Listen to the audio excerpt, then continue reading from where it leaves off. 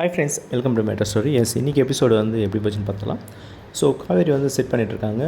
நம்ம சாரதாம்மா வந்து கங்கா மாத்திரை போடலையா, டைம் ஆச்சு அப்படின்னோடனே காவேரிக்கு வந்து திடீர் ஞாபகம் வந்தது. நம்மளுடைய ப்ரெக்னென்சியாக இருக்கிறோமோ, நம்மளும் மாத்திரை போடணும்னு சொல்லி ஓடி போய் கபோர்டில் இருக்க மாத்திரை எடுத்து போட பார்க்குறாங்க. அந்த நேரத்தில் சாரதாம்மா ரூமுக்குள்ள என்ட்ராகி, என்ன பண்ணுறேன் பயமுத்தாது, குண்டத்துக்கு போட்டாதடி என்னடி அப்படின்னு ஒன்று தலைவலி மாத்திரை அப்படின்னு சமாளிக்கிறாங்க. கங்கா கூப்பிட்டு என்ன மாத்திரை பாருடின்னு சொல்லி பாருங்க, இது ஏன் மாத்திரை மாதிரி இருக்காரு. ஓ மாத்திரையாக்கா ஏங்க என் ரூமில் வந்துச்சு அப்படின்னு சமாளிக்கிறாங்க காவேரி. பட் அப்படி இருந்தும் அந்த மாத்திரை விஷயத்தை அப்படியே டவுட் வராமல் பாட்டி மேலே போட்டு யாரும் மாத்திரை வாங்கி பஞ்சாக வச்சுட்டிங்க. அப்போ ப்ரெக்னன்சி மாத்திரை நான் தான் போடுறேன்னா சாரதாம்மா சொல்ல அப்படியே ஒரு சீக்வன்ஸை வந்து உண்மை தெரிகிற விஷயத்தை அப்படியே வந்து மேலோட்டமாக தவிர்த்துட்டாங்க. இதில் என்னென்னா காவேரி வந்து ப்ரெக்னன்சியாக இருக்கிறத காவேரியை ரியலைஸ் பண்ணாத மாதிரி எடுக்கிறாங்க சீன்ஸை. பிகாஸ் அவங்க வந்து பார்த்தீங்கன்னா யாராவது ஒருத்தர் சொன்னால் கங்காவை சொன்னால் தான் அவங்க குழந்தைய வயிற்றில் தொட்டு பார்க்குறது. யாராவது கங்காவை பற்றி பேசினா உனக்கு இது மாதிரி ஆகிடுவேன்னா அப்போ தான் இவங்க ப்ரெக்னன்சி பற்றி யோசிப்பாங்க. ஸோ இந்த மாதிரி ட்ராக் தான் காவேரி கொண்டு வராங்க. ஸோ அந்த அம்மா வந்து கோயிலுக்கு வந்துடுறாங்க. சரி ஓகே நம்ம போய்ட்டு சாமி கும்பிடலான்னு வந்துட்டு விஜய் நினைக்கிறாங்க, மடியில் சாஞ்சிடணும், என் வயிற்றில் அவருடைய பேபியை வந்து தொட்டு பார்க்கணும், விஜய்க்கு அந்த கனவுலாம் இருக்கும், எனக்கும் அந்த ஆசை இருக்குது அப்படின்னு விஜயும் தற்செயலாக வந்து அங்கே வந்து சிட் பண்ணிடுறாரு.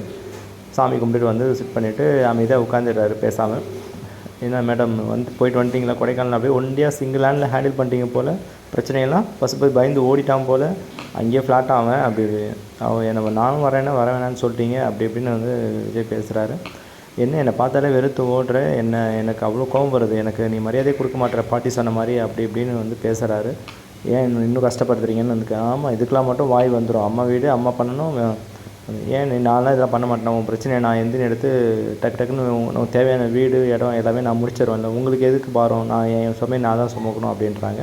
ஸோ இப்படி கான்வர்சேஷன் பேசிகிட்டே இருக்கும்போது சாரதாமாவும் மாமியும் வந்து என்ட்ராகிறாங்க. சாமி கும்பிடும்போது ஏதாச்சும் பார்த்துட்டு மாமி சொல்கிறாங்க, பாருங்கள் ஹஸ்பண்ட் ஒய்ஃபு இப்படி தான் போய் அங்கங்கே பார்த்து பேசணுமா, நீங்கள் வந்து மனசு வச்சிங்கன்னா அவங்கள சேர்த்து வைக்கலாம்ல அப்படின்னு சொல்லும்போது சாரதாமா கோவமாக கிளம்பி போய்ட்றாங்க.